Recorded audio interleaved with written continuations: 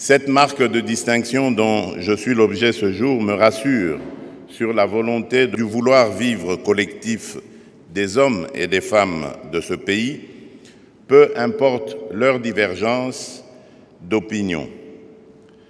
Elle incarne aussi l'engagement de la communauté économique des États d'Afrique centrale, la CEEAC en sigle, à œuvrer sans relâche pour le bien-être de nos peuples et la prospérité de notre région. Aujourd'hui, c'est un moment historique, mémorable pour moi, car cette province du Sud Kivu est une province symbolique, à la fois pour toutes les peines et les souffrances que notre peuple a connues à la suite des multiples agressions que notre pays a connues, notamment à travers le Rwanda. C'est avec un immense plaisir que je prends part à vos côtés aujourd'hui à la cérémonie officielle de fermeture du bureau de la MONUSCO au Sud Kivu, une étape clé du désengagement de la mission de la République démocratique du Congo.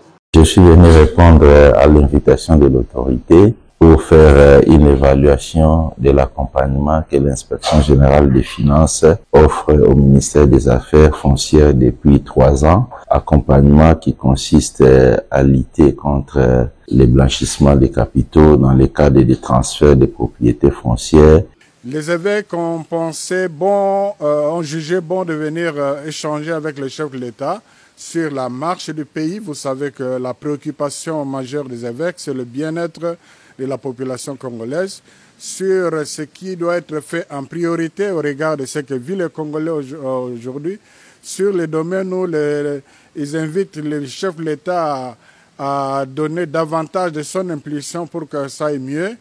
Et je vous assure que c'était de toute beauté, c'était en toute responsabilité qu'ils ont échangé sur ces différents sujets. C'était vraiment dans l'harmonie.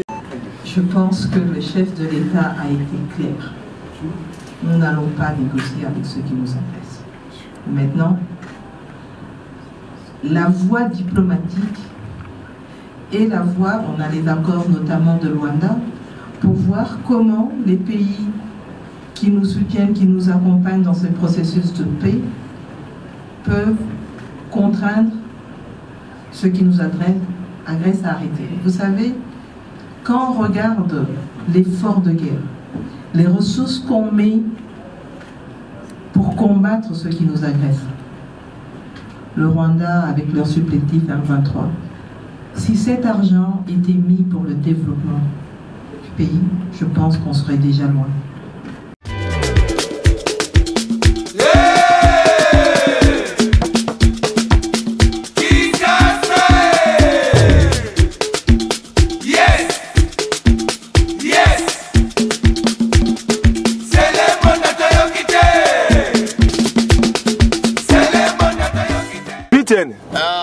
Omeli boni ne sali oboye.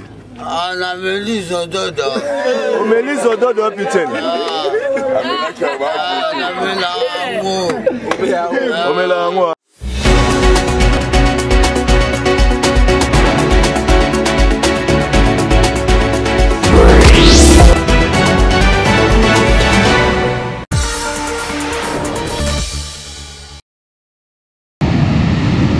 C'est à 18h45 précises que le médiateur et facilitateur, le président Félix-Antoine Tshisekedi Tshilombo, atterrit à N'Djamena pour palper du doigt les fruits de sa médiation au processus de paix qu'il a mené avec brio. Une visite de 24 heures placée sous le signe de l'amitié, mais aussi du renforcement des liens entre les deux pays frères. À sa descente d'avion, le chef de l'État congolais a reçu les honneurs à travers un comité d'accueil constitué de plusieurs officiels tchadiens et congolais, avec à sa tête le Premier ministre tchadien Alamaï Alima. Alors, ils sont mignons là, ça va? C'était là? Ça va? La ministre, ça va? Alors madame, ça va? Tout va bien? Ça va dans ce moment. Ah, ça va?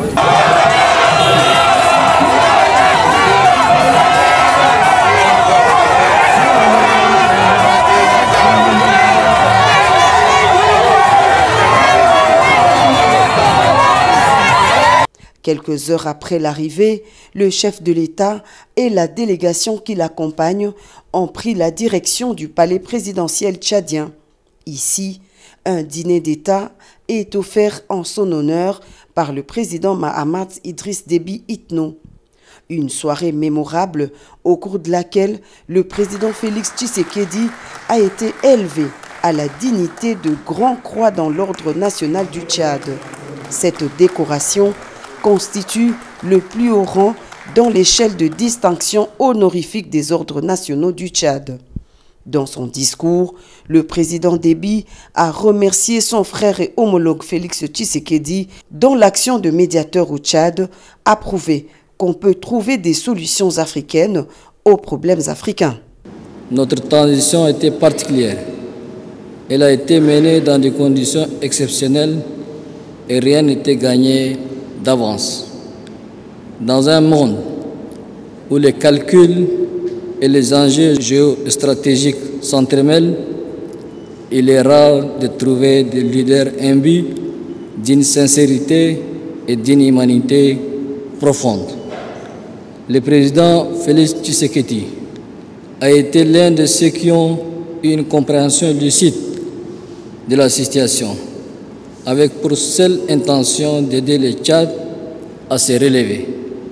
Chers frères, vous avez fait preuve d'une disponibilité sans pareille pour réunir les conditions permettant de conduire à bon port notre transition. Vous avez été plus qu'un facilitateur. En effet, vous avez été l'âme et le cœur de ces pourparlers. Votre capacité à écouter, à comprendre et à trouver des solutions là où d'autres voyaient des impasses nous a particulièrement marqués. Le processus de transition réussi du Tchad est un bel exemple de solidarité qui doit unir la sous-région d'Afrique centrale pour le bien-être de nos populations respectives. Dans son discours de circonstance, le président Félix Antoine Tshisekedi Tshilombo a également loué les efforts de tous les acteurs impliqués dans ce processus. Cette marque de distinction dont je suis l'objet ce jour me rassure sur la volonté du vouloir vivre collectif des hommes et des femmes de ce pays, peu importe leur divergence d'opinion. Elle incarne aussi l'engagement de la communauté économique des États d'Afrique centrale, la CEEAC en sigle, à œuvrer sans relâche pour le bien-être de nos peuples et la prospérité de notre région.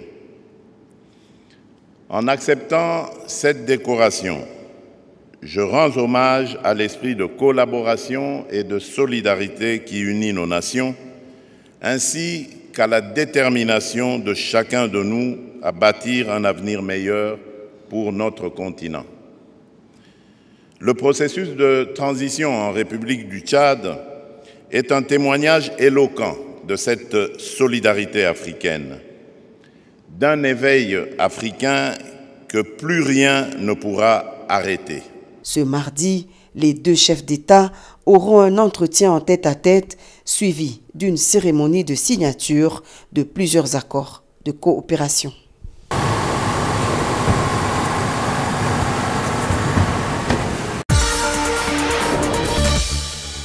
Son nom. C'est une voie interquartier qui traverse le 2e et le 4e arrondissement de la ville sur une longue d'1,6 km.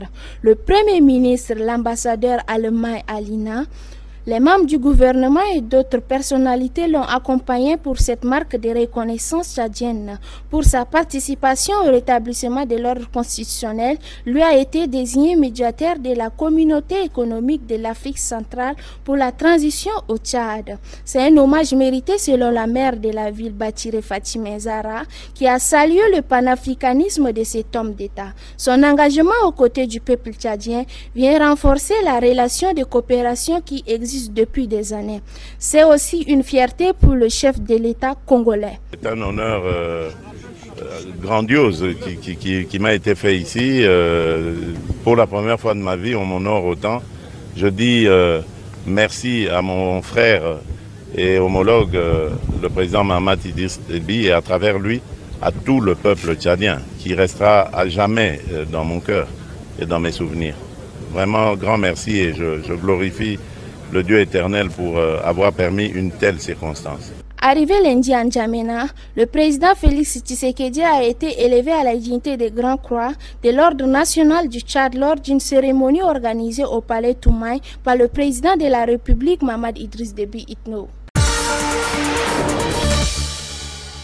Ensemble avec le ministre d'État, ministre du Budget, Madame la gouverneure de la Banque centrale et le vice-ministre du Budget, Madame la vice-ministre des Finances, tenu ce jour sous ma coordination une réunion de la Troïka politique. Nous avons passé en revue la situation du cadre macroéconomique, les différents indicateurs macroéconomiques, les taux d'inflation, les taux d'échange. Nous avons constaté ensemble qu'il y a eu un resserrement de la politique monétaire sur le plan international. Les politiques restrictives qui ont été dictées par les différentes banques centrales ont contenu les pulsions inflationnistes qui étaient sur le marché. Et le taux d'inflation aujourd'hui, la moyenne est projetée à 3,5% sur le plan international et une croissance qui est projetée à 3%. Sur le plan intérieur, nous avons évalué la situation de ces indicateurs.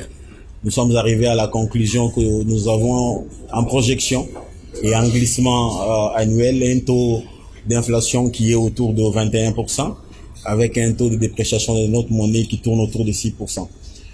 Des mesures ont été proposées, notamment les renforcements des indications qui ont été données par le chef de l'État, son Excellence Monsieur le Président de la République, Félix Antoine Tshisekedi Tshilombo, dont notamment les non-paiements au guichet de la Banque centrale du Congo, mais également d'autres mesures, notamment la coordination des politiques monétaires et politiques budgétaires entre le gouvernement et la Banque centrale du Congo. Déjà désormais, des décisions majeures ont été prises, notamment la reprise des réunions du comité technique de Péter, mais également l'arrimage du plan de trésorerie de l'État sur le niveau de la liquidité du marché bancaire. Plus de mesures de supervision de ces marchés ont été recommandées à la Banque centrale et plus de rigueur et de rationalité dans l'amélioration de la qualité de la dépense ont été recommandées au gouvernement de la République démocratique du Congo via le ministère des Finances.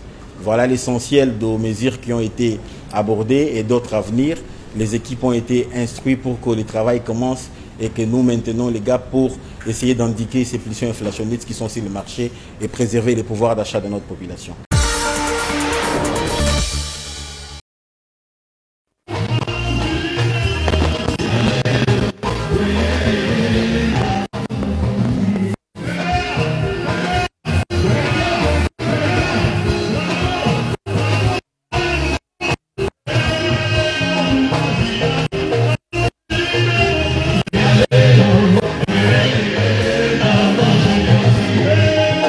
Wadada, wanduku yangu ya Bukavu, jambo, jambo, jambo tena.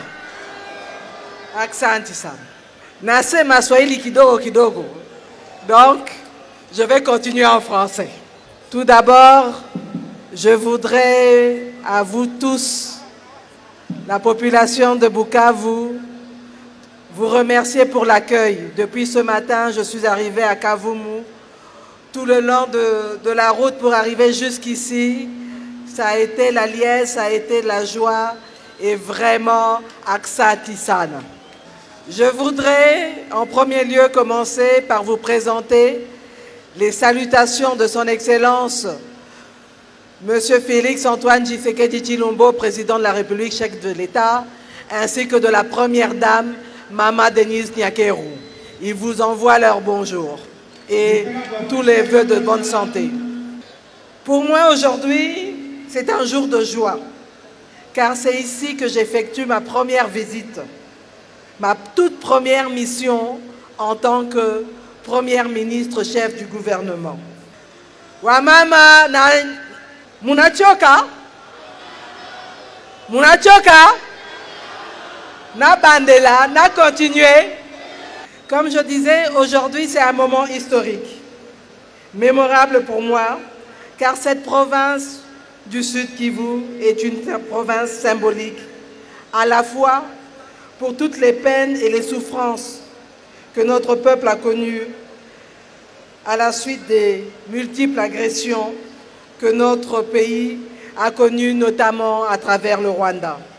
Et comme si cela ne suffisait pas, vous êtes en train de faire face en plus à des catastrophes naturelles ou à d'autres catastrophes comme les derniers incendies qui ont eu lieu et qui ont eu à tuer un certain nombre d'hommes, de femmes et d'enfants. Et pour saluer la mémoire de tous nos frères, tous nos sœurs, tous nos enfants que nous avons perdus, je vous demande à tous un moment de silence. Mais malgré cette souffrance, le Sud Kivu est aussi un symbole de la résistance contre cette agression barbare et non justifiée que commet le Rwanda sur nos terres, sur la terre de nos ancêtres. Le Sud Kivu, c'est aussi un symbole d'espoir. L'espoir porté par vous, mes frères et mes sœurs, qu'un jour nous allons mettre hors d'état de nuire tous les ennemis de notre pays.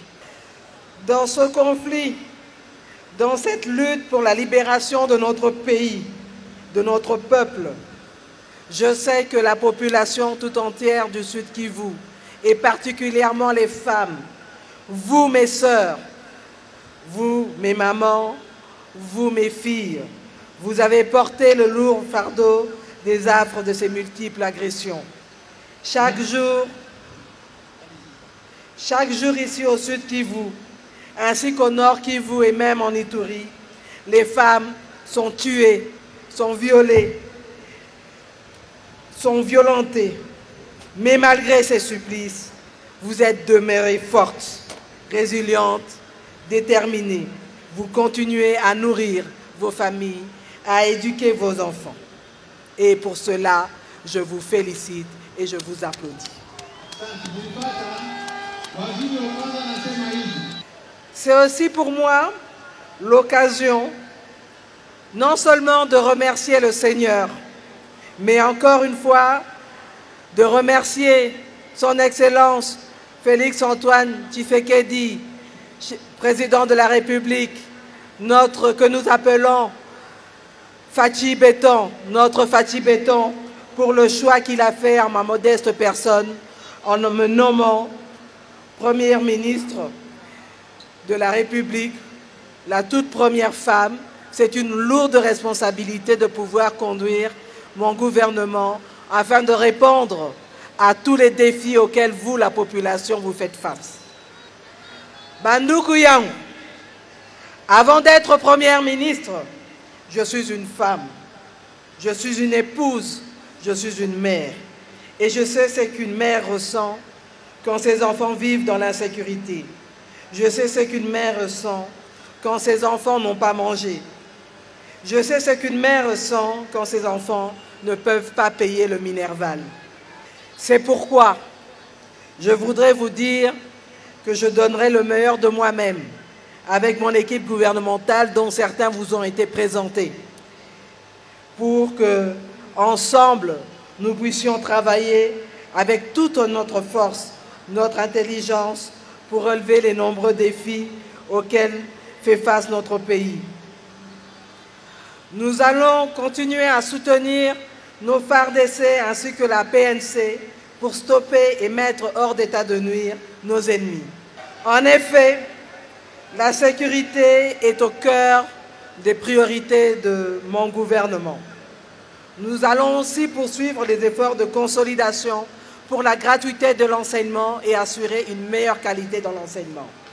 Nous allons continuer le programme de gratuité des accouchements et la prise en charge des nouveau-nés avec le début de la couverture santé universelle.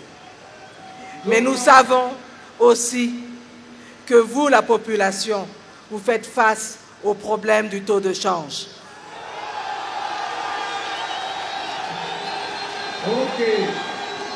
Je sais que ce n'est pas facile, mais je peux vous assurer qu'avec mon leadership, en tant que femme, en tant que maman, comprenant la situation de ces enfants, je ferai le nécessaire, je ferai de mon mieux pour faire évoluer les choses. Je sais aussi que vous, la population, particulièrement celle de Bukavu, mais aussi celle du Sud Kivu, vous avez des problèmes de route. Vous devez passer par nos pays ennemis là pour pouvoir circuler dans votre propre pays.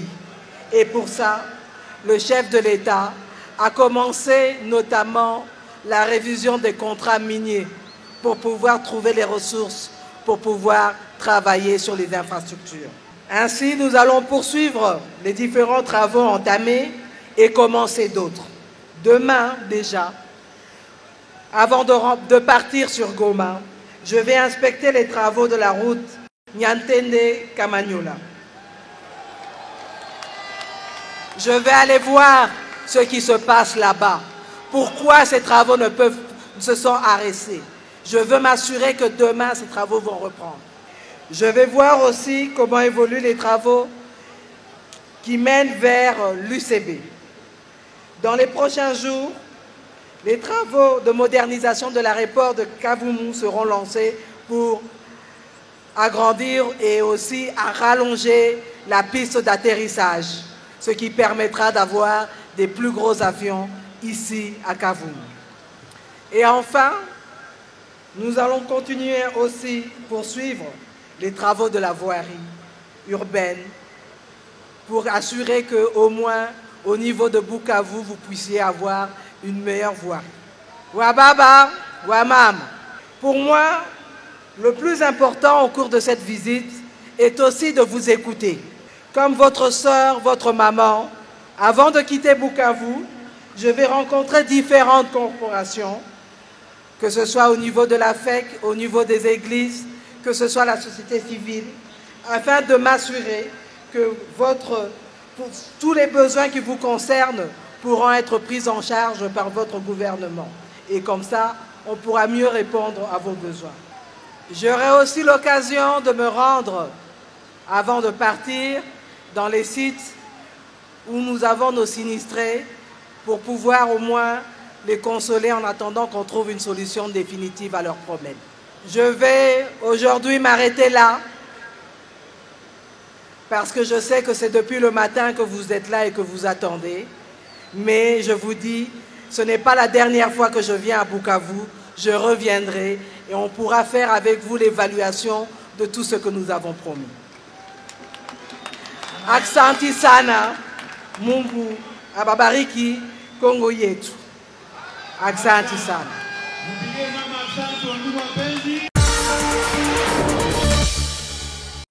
C'est avec un immense plaisir que je prends part à vos côtés aujourd'hui à la cérémonie officielle de fermeture du bureau de la MONUSCO au Sud Kivu. Une étape clé du désengagement de la mission de la République démocratique du Congo. La fermeture du bureau du Sud Kivu de la MONUSCO est l'aboutissement d'un long processus. Au fil des années, la mission s'est retirée progressivement de plusieurs provinces.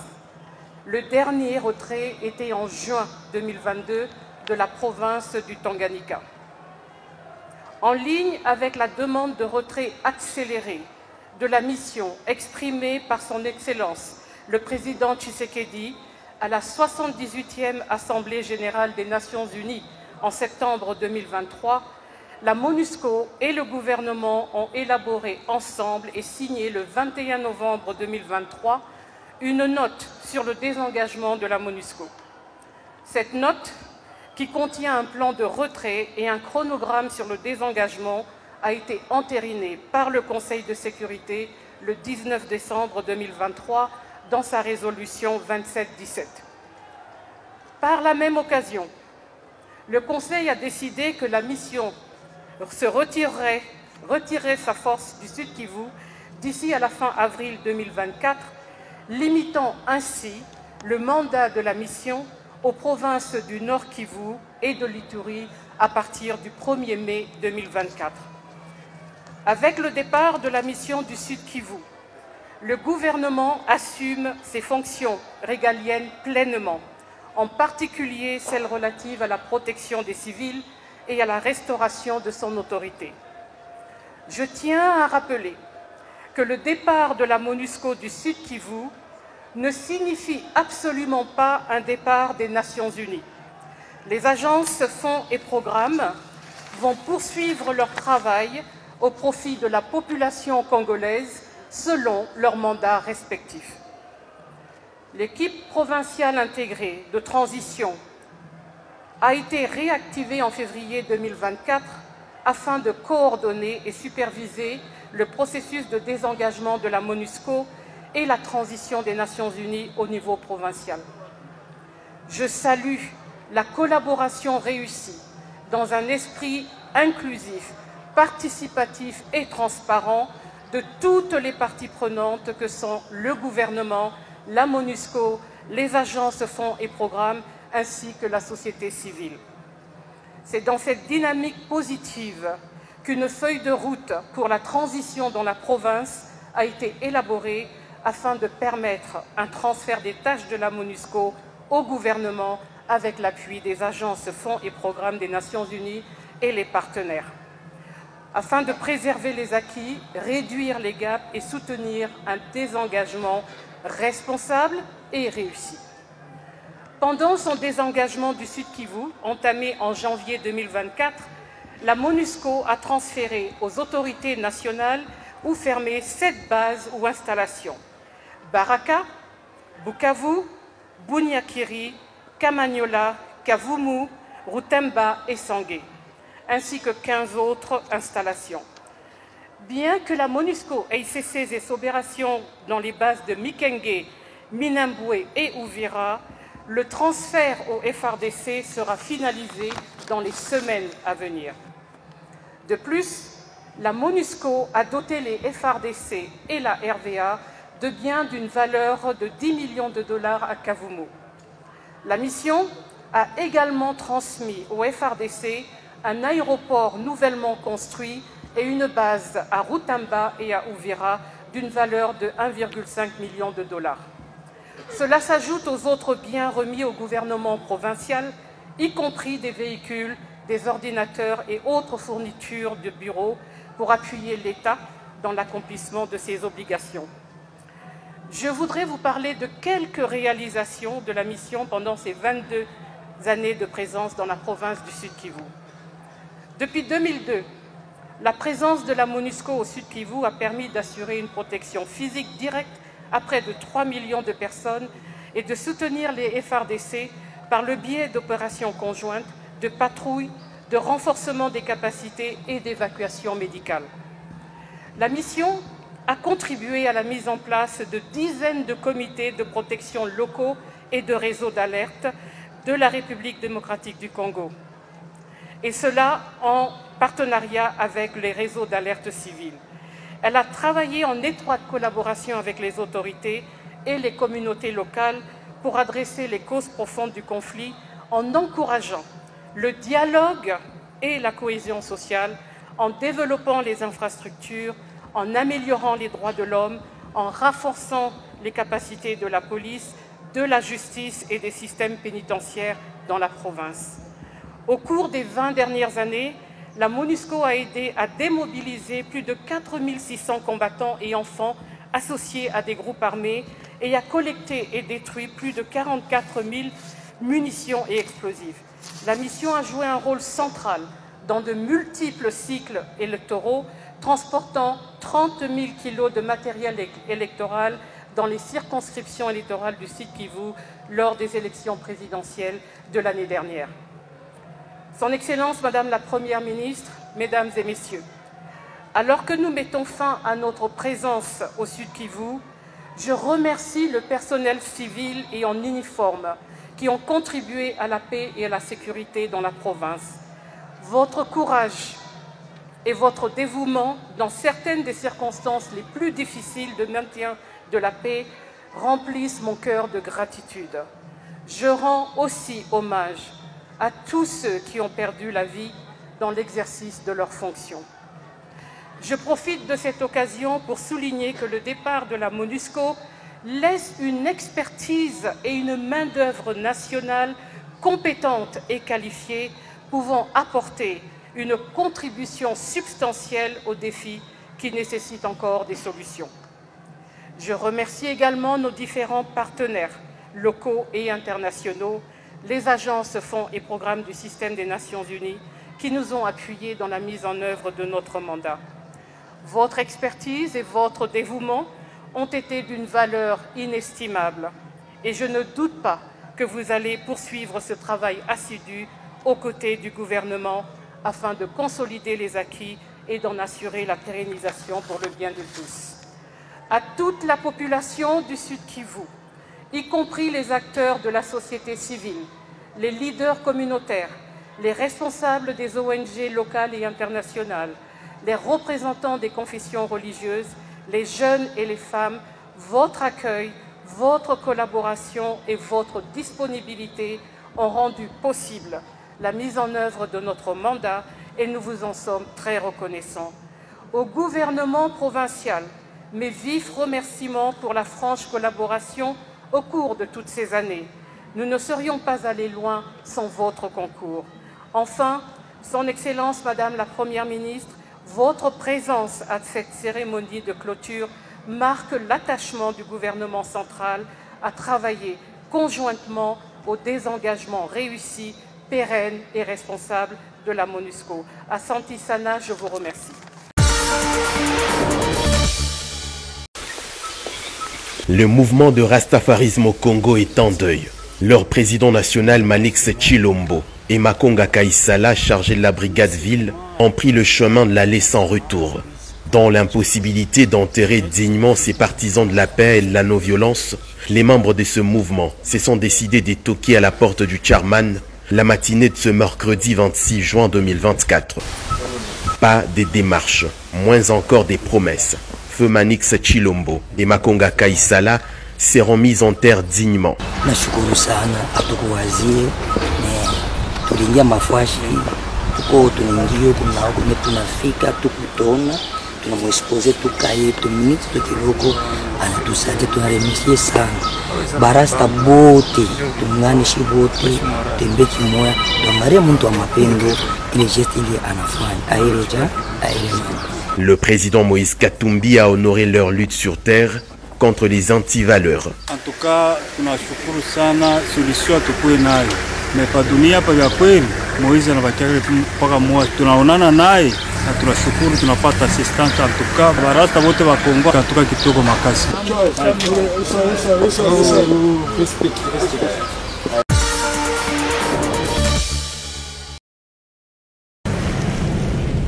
L'après-midi de ce mardi 25 juin 2024 marque la fin de la visite d'État du président de la République en terre tchadienne. Juste après la cérémonie inaugurale de l'avenue qui porte son nom, rendez-vous a été donné au palais présidentiel de N'Djamena où le chef de l'État Félix-Antoine Tshisekedi Tshilombo a eu droit aux honneurs militaires en compagnie de son hôte, le président Mahamat Idriss Déby Itno.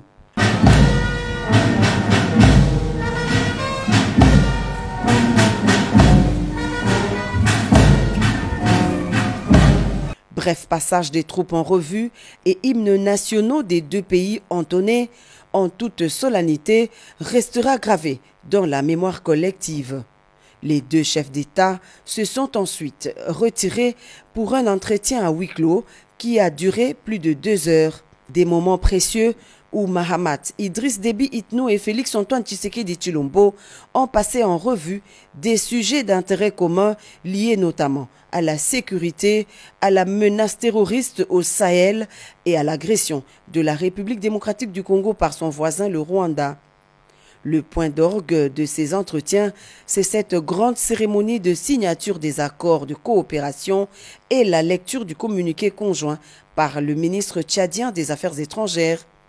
Il s'agit des 3 accords de coopération dont le tout premier est un accord cadre de coopération globale, le second un accord d'exemption des visas réciproques pour les citoyens des deux pays. Le troisième accord porte sur des consultations diplomatiques régulières entre la RDC et le Tchad. Je voudrais juste rappeler qu'en 1987, le Zaïre et le Tchad avaient déjà signé un premier accord cadre de coopération. Mais cette fois-ci, nous voulons le redynamiser. Nous voulons un accord qui est à la hauteur des défis des deux pays, mais aussi à la hauteur des priorités et des ambitions de nos chefs. Et qui va aussi poser les jalons pour une coopération plus structurée. Et une coopération aussi qui répond justement aux exigences et aux attentes de nos peuples. Et juste un rendez-vous à ne pas manquer, c'est la grande commission mixte qui sera convoquée par la République démocratique du Congo. Ce sera un honneur pour nous d'accueillir nos amis tchadiens et d'approfondir ces discussions et de regarder comment dans les secteurs différents nous pourrons continuer notre collaboration, la structurer dans des domaines spécifiques pour le gain et le bénéfice de nos deux peuples. À travers ces accords signés en présence de deux chefs d'État, le Tchad et la République démocratique du Congo réaffirment leur volonté d'approfondir les relations économiques, politiques et diplomatiques. Avant de prendre la route de l'aéroport, le président de la République Félix-Antoine Tshisekedi Tshilombo a effectué un bref passage à l'ambassade de la RDC à N'Djamena où il a pris langue avec le responsable de la représentation diplomatique accrédité sur place et toute son équipe.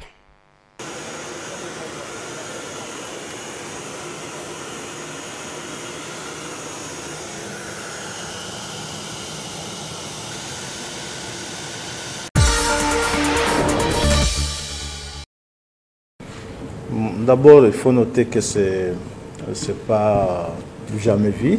Ce n'est pas la première fois aussi que nous constatons la fuite de documents de l'administration avec l'éclosion de nouvelles technologies d'information, notamment les téléphones mobiles. C'est tout à fait regrettable. Et sur instruction de l'honorable président, le bureau est en train de prendre des mesures sérieuses pour voir comment endiguer ce fléau qui n'est pas normal là où on traite des affaires de l'État. Donc il est bien évidemment entendu que des sanctions vont s'en suivre lorsque des personnes qui s'y sont livrées seront identifiées. En ce qui concerne l'ordre de mission, moi ici à l'Assemblée, le règlement intérieur m'a dévolu des missions qui sont claires, entre autres les relations extérieures, c'est que l'on a pris l'habitude de qualifier de diplomatie parlementaire. C'est une activité intense qui demande, selon les archives que j'ai trouvées ici, que de plus en plus les députés voyagent dans des différents forums et rencontrent d'autres élus d'autres pays. C'est répétitif en fait, c'est au moins chaque semaine qu'il y a une mission de l'extérieur ici. Ça résout aussi des problèmes très intéressants et très importants de notre existence comme État. Mais ici, il convient de noter que nous, en arrivant aux fonctions, comme membres du bureau de l'Assemblée nationale, nous avons trouvé cette mission déjà activée.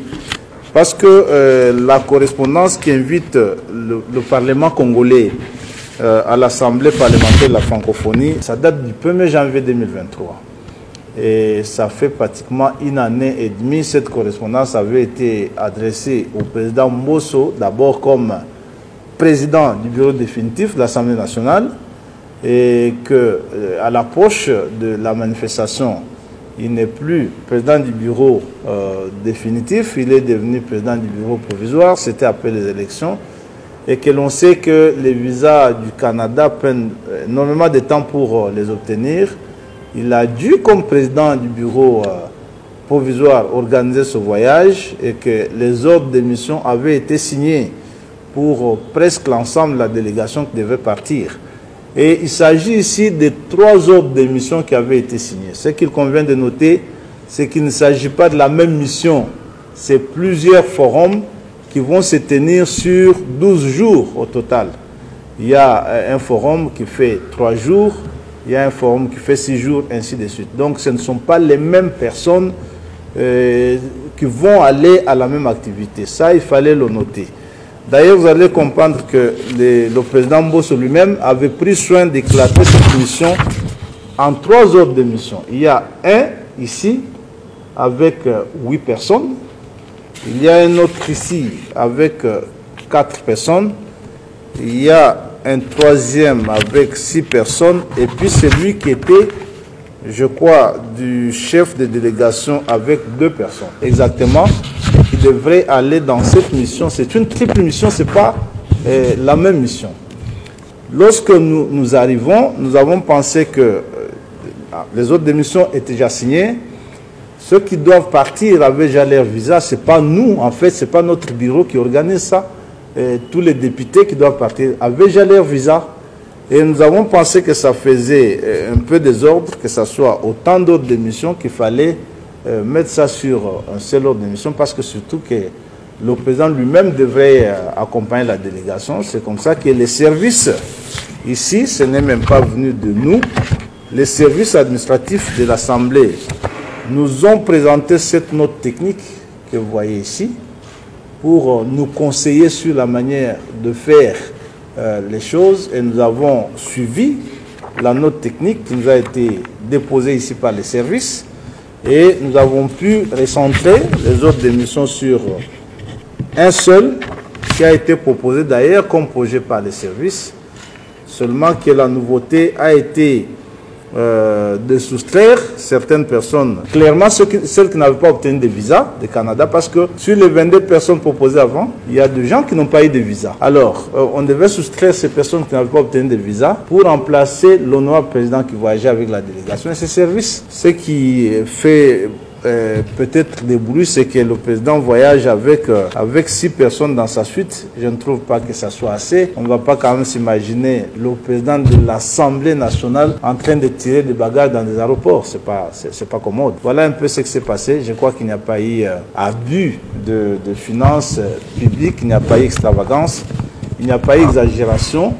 Notre peuple est informé qu'il ne s'agit pas d'une seule mission, mais de 3 missions que nous avons préféré mettre ensemble, parce que cette fois-là, toutes devront être dirigées par l'honorable président de l'Assemblée. Voilà ce qui s'est passé. Vu les dossiers des intéressés tels qu'instruits par la chancellerie des ordres nationaux, considérant les actes de bravoure accomplis par ce dernier lors de la tentative de déstabilisation des institutions de la République survenue le 19 mai 2024 à l'initiative d'un groupe d'inciviques armés, soucieux de récompenser le sens élevé du patriotisme, du devoir et des loyautés de ses officiers militaires, dont le courage exceptionnel prouvé lors de ces événements est un exemple du don de soi pour la patrie, sur proposition du chancelier des ordres nationaux, ordonne. Article 1er. La croix de la bravoure militaire avec une étoile en bronze à 5 branches est décernée aux officiers supérieurs des forces armées de la République démocratique du Congo, dont les grades, noms, prénoms et matricules suivent. 1. Colonel Muteteke Mutunda Jim, matricule 1-73-97 19606/65. 2. Lieutenant-colonel Tchalakalambay Dédé, matricule 1-73-97/520-78/42. Article 2. Le chancelier des ordres nationaux est chargé de l'exécution de la présente ordonnance qui sort ses effets à la date de sa signature. Faite à Kinshasa, le 20 juin 2024, Félix Antoine Tshisekedi Tshilombo, pour copie certifiée conforme à l'original, le 20 juin 2024, le cabinet du président de la République, Anthony Kinzo Kamole, directeur de cabinet.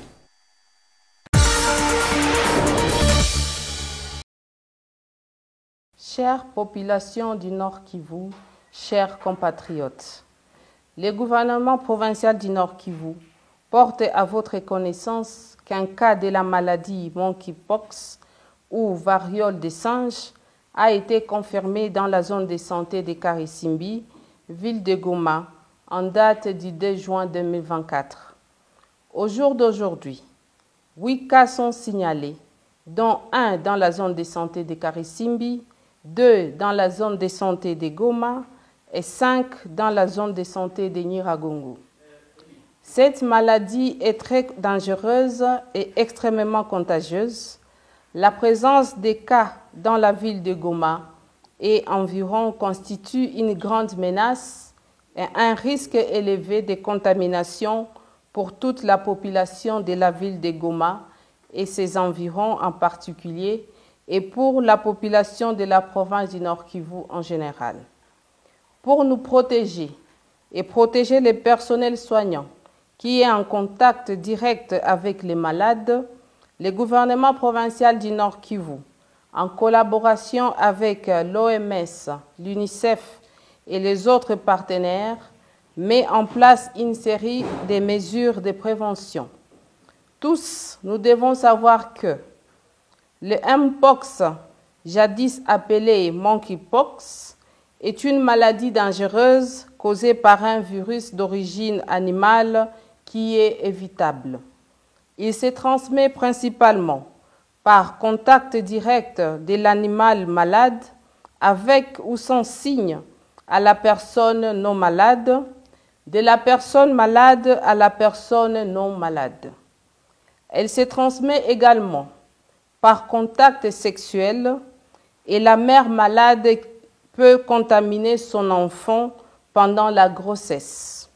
Le Mpox se manifeste chez les humains par une forte fièvre d'apparition brutale, des éruptions cutanées avec des lésions remplies de liquide et de pus qui finissent par dessécher et former des croûtes. Ces lésions débutent au niveau des paumes de main et les plantes des pieds et peuvent même se généraliser sur tout le corps. Des personnes qui entrent en contact direct avec les animaux ou produits animaux comme les chasseurs, les fermiers, les éleveurs, les vendeurs ou abatteurs des animaux, les cuisiniers sont les plus exposés à contracter les Mpox. Pour la protection contre les Mpox, nous recommandons à tous de respecter les mesures suivantes.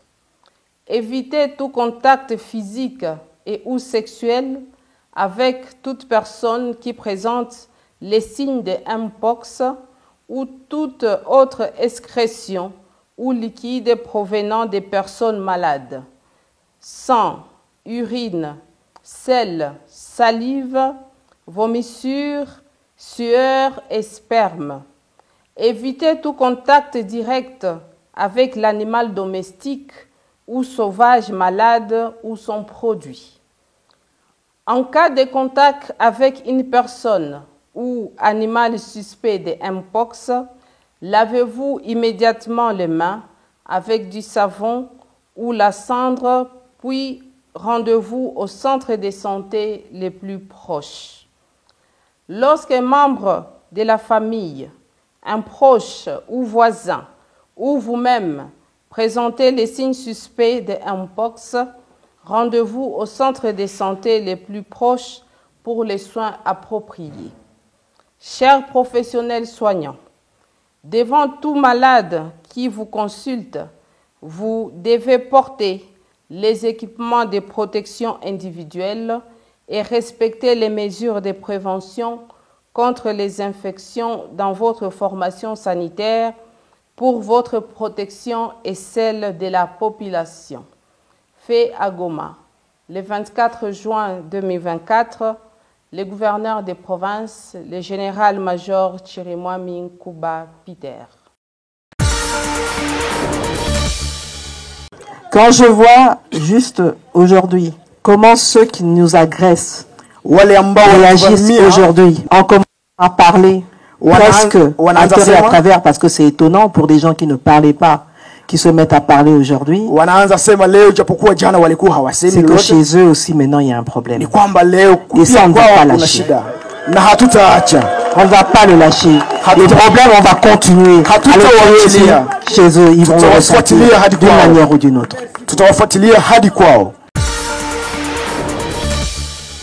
Je suis venu répondre à l'invitation de l'autorité pour faire une évaluation de l'accompagnement que l'inspection générale des finances offre au ministère des Affaires foncières depuis 3 ans. Accompagnement qui consiste à lutter contre les blanchissements des capitaux dans le cadre des transferts de propriétés foncières et à la mobilisation des recettes dans les secteurs fonciers. Donc nous avions parcouru les étapes de cette collaboration et nous avions compris les instructions, les orientations de l'autorité pour que cet accompagnement puisse davantage donner des résultats, et l'autorité a relevé quelques points de dysfonctionnement qu'elle souhaiterait que nous puissions corriger, et dans les tout prochains jours, elle va tenir une grande réunion avec tous les intervenants dans les processus de la lutte contre le blanchissement de capitaux dans les secteurs fonciers et la mobilisation des recettes foncières, partenaires concernés, l'IGF, Sénaref et tous les conservateurs des titres immobiliers, pour que nous puissions avoir de nouvelles instructions pour la mobilisation des recettes.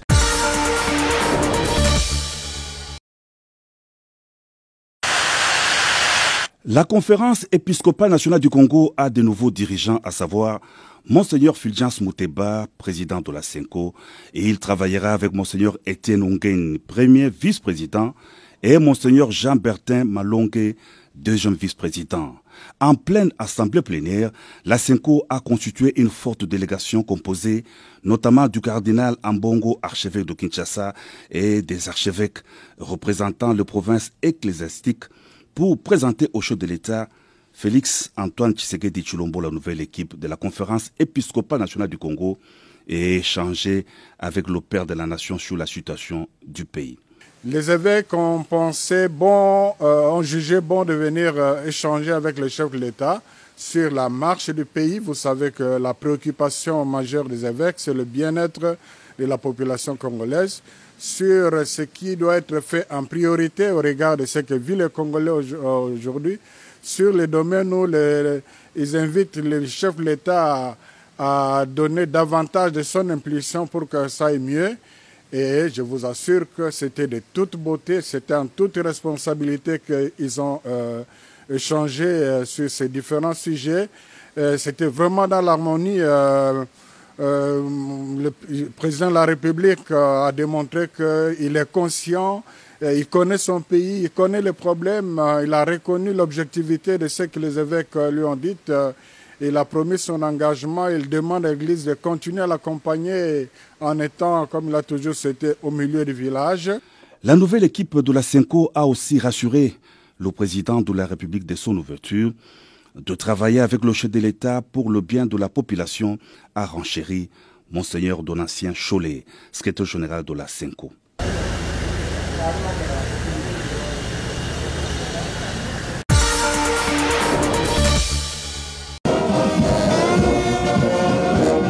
Le Saint-Siège et le Zimbabwe viennent d'accréditer leurs ambassadeurs extraordinaires et plénipotentiaires résidant en République démocratique du Congo. Les deux diplomates ont présenté tour à tour leur lettre de créance ce jeudi 27 juin 2024 au président de la République, Félix Antoine Tshisekedi Tshilombo, au cours d'une cérémonie solennelle organisée à la Cité de l'Union africaine. Premier à arpenter le tapis rouge déroulé pour la circonstance, Monseigneur Midza Lescovar. Bonjour Excellence. Bonjour Monseigneur. J'ai l'honneur, Monsieur le Président, de vous enseigner les lettres de rappel de mon prédécesseur et les lettres de créance avec lesquelles je suis nommé par le pape François de nonce apostolique en République démocratique du Congo. Merci Monseigneur.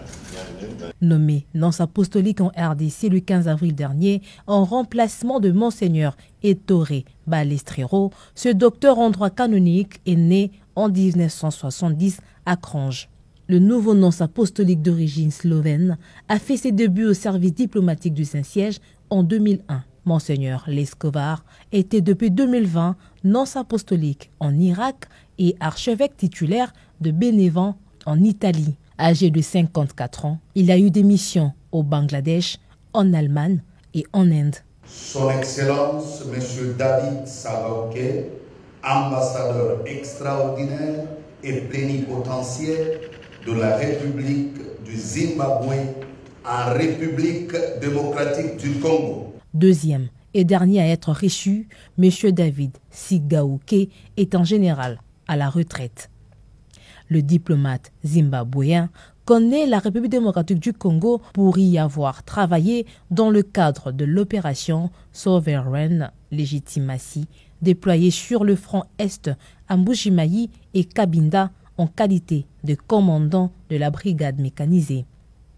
Au cours de ses 41 ans de carrière, M. David Sigauke a gravi tous les échelons au sein de l'armée du Zimbabwe jusqu'aux fonctions de chef d'état-major général. Il est âgé de 69 ans.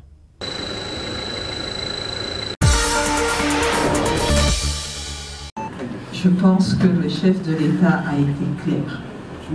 Nous n'allons pas négocier avec ceux qui nous intéressent. Maintenant, la voie diplomatique et la voie, on a les accords notamment de Luanda, pour voir comment les pays qui nous soutiennent, qui nous accompagnent dans ce processus de paix, peuvent contraindre ceux qui nous agressent à arrêter. Vous savez, quand on regarde l'effort de guerre, les ressources qu'on met pour combattre ceux qui nous agressent, le Rwanda avec leur supplétif M23, si cet argent était mis pour le développement du pays, je pense qu'on serait déjà loin. Mais malheureusement, nous sommes obligés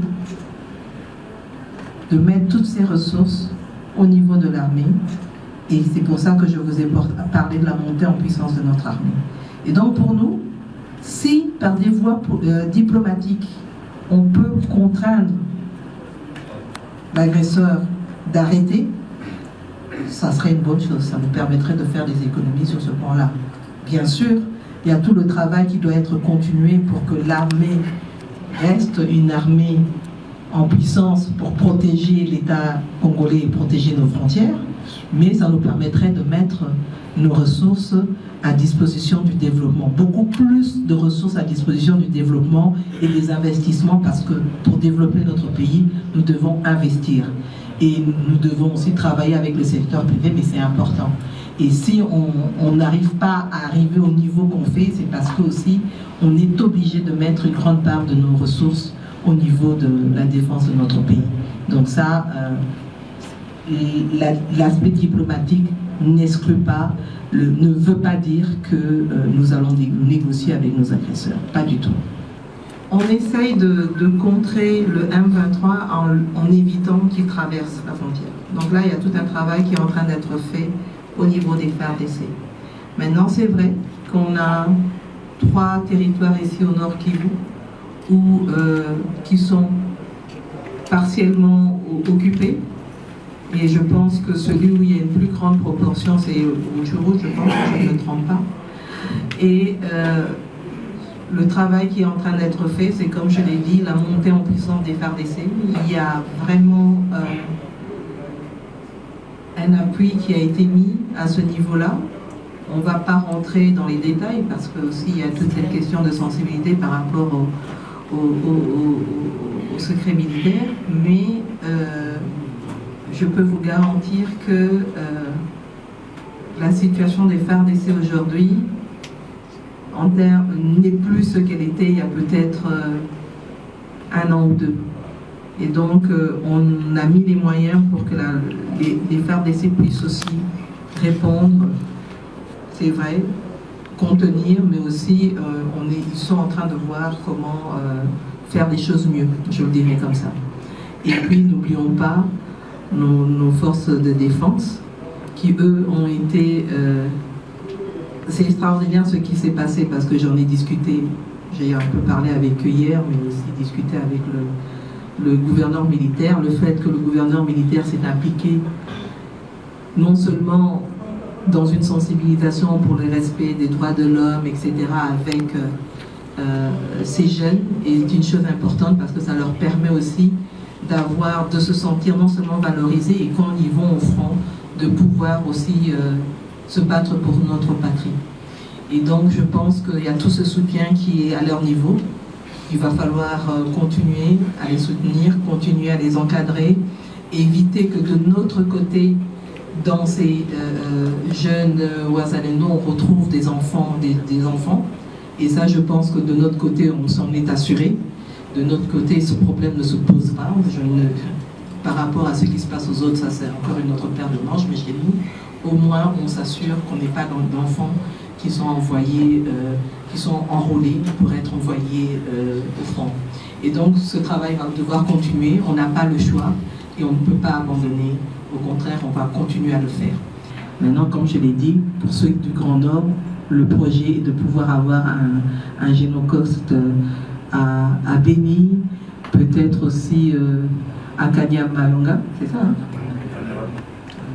hein? Là aussi, en se rappelant tout ce qui a eu lieu de ce côté-là, aussi avoir ce genre de site, parce que comme je l'ai dit, c'est important de se remémorer tout ça pour ne pas oublier tout ce qui s'est passé et ce que ça nous a pris. Parce que vous savez, quand moi, dans ces visites que j'ai déjà eu à faire dans le passé et que j'ai encore fait aujourd'hui, il faut se rendre compte que nous allons avoir des problèmes en termes de santé mentale qu'on va devoir gérer. Parce que ces femmes, ces enfants, ces hommes, même au niveau des militaires qui sont confrontés à autant d'horreurs, à autant d'atrocités, si on n'arrive pas à les suivre, ça va être très difficile aussi pour eux dans les années à venir. Donc ça, c'est un problème qu'il va falloir régler.